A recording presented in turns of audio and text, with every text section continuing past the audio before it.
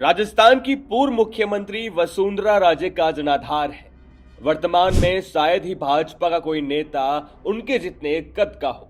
हालांकि कई नेताओं की राजे से बड़ा नेता बनने की कोशिश जारी है। बहरहाल बीजेपी उपचुनाव को लेकर जोश में नजर आ रही है। जोश में आए भी चुना नए नए नेताओं को प्रदेश में बड़ी बड़ी जिम्मेदारी मिली है। प्रदेश अध्यक्ष के तौर पर मदन राठौड़ को, प्रभारी के तौर पर राधा मोहन दास अग्रवाल को भाजपा ने इनको जिम्मेदारी सौंपकर गुटबाजी को कम करने की कोशिश की है, जो इस वक्त बीजेपी में हावी है।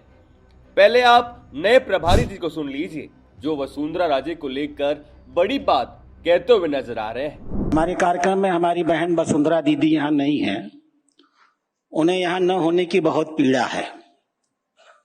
उन्होंने माननीय अध्यक्ष जी से भी कहा और मुझसे भी कहा। परसों जब वो दिल्ली आई थी तो मैं खुद देख रहा था, बड़ी अजीब सी कमजोर सी लग रही थी। मैंने उनसे पूछा भी आज अध्यक्ष जी से कि वसुंधरा दीदी इतनी कमजोर क्यों लग रही थी। यह उनका कार्यकर्ता बोध था। हमारा एक विधायक, हमारा दुर्भाग्य है, हमारे बीच में आज नहीं है। वो उससे मिलने गई।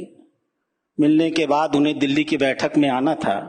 700 किलोमीटर की यात्रा सड़क से पूरी करके वो दिल्ली पहुंची थी।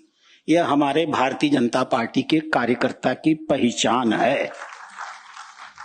10 साल यहाँ की मुख्यमंत्री रही हैं, 5 बार सांसद रही हैं, बहुत सारे विभागों को उन्होंने संचालित किया है। मैं कम से कम 2 विभागों की चर्चा कर सकता हूं।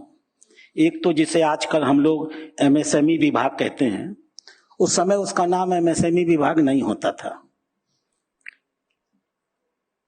खरीदी और टेंडर में गरीब और छोटे व्यवसायियों के माल को खरीदने की प्राथमिकता दी जाए।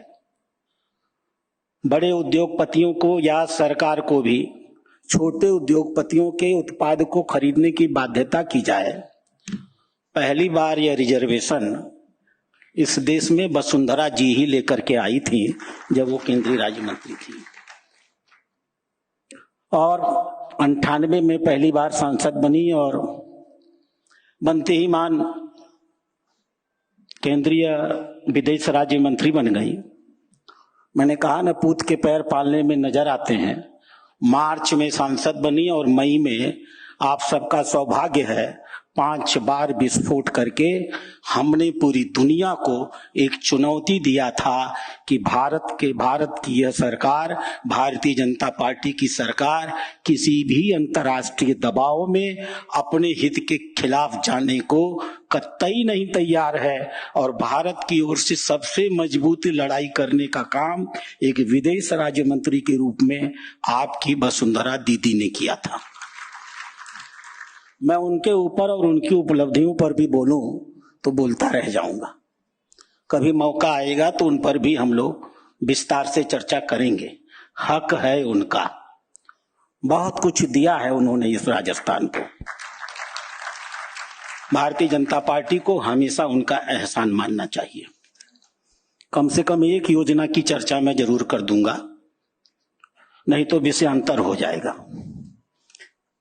भामाशाह योजना, मैं कह सकता हूं कि भारतीय जनता पार्टी की केंद्रीय इकाई ने भामाशाह योजना को आयुष्मान भारत योजना के नाम से उनसे प्रेरणा लेकर के प्रारंभ किया।